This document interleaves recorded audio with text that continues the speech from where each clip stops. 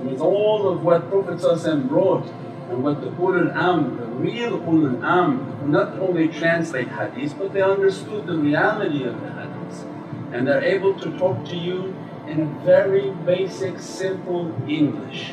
That's the miraculous nature of the duroos. They can take very complicated realities and talk in a way that 6-year-old kids, 5-year-old kids can understand. So it means to protect the home from negative energy.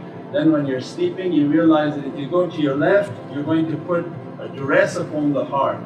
It's not going to have a shield of protection, and the worst position is if you sleep on your stomach, because that's a complete inviting of negative energies. As soon as you sleep on your stomach, your most vulnerable part of your body is exposed to the air, and every type of negativity is entering in now through that rear end.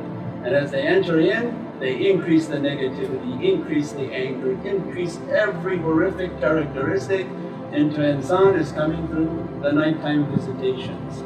And what again the greatness of Prophet was to teach about these energies and teach about the reality of jinn.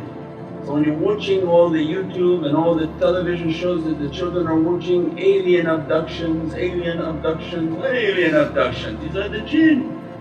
They're not coming with a UFO ship from somewhere else, they're right there in your room. That's why they're molesting you and abusing you and beating you. And everything that Prophet brought was this. There's no aliens with a ship coming from a distant planet, they're right there in the room. Protect yourself against the unseen creations of Allah. And that protection is to wash, to keep the wudu, to keep yourself closed when you're sleeping, sleep on your back, sleep on your right, and constantly be in the practice of making salawat on Prophet. So when you feel an attack coming, you feel something that has grabbed you or something trying to grab you, it's a second nature to call upon Prophet. By saying, Allahumma salli ala Sayyidina Muhammad wa ala ali Sayyidina Muhammad, it has in it the zikr of Allah and the praising upon Prophet. So you've got the double protection.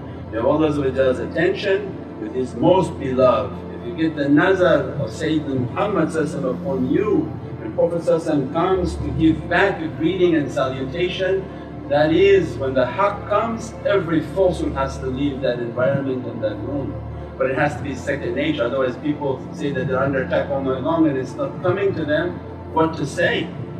And that's why the awliya come into our life. No, be in the practice of constant durood al-sharif, because that is praising upon Allah and mentioning His most beloved creation, whom Allah loves dearly, Sayyidina Muhammad. By making it a second nature, then you're constantly in durood al-sharif. So then keeping the head covered, sleeping on the back, not sleeping upon the stomach, for every negativity enters into the body. Pray that Allah give us more and more understanding of malakut and what they call energy and these realities, especially with the world of the unseen that people are calling alien and alien abduction. No, this is the world of the jinn. They're all around for us to become familiar and to understand that creation is a part of faith. Is to believe in the unseen, to believe in angels, to believe in these things from malakut and from a dimension that we don't see. Subhana rabbika rabbil izzati amma yasifun wa salaamun ala al-mursalin.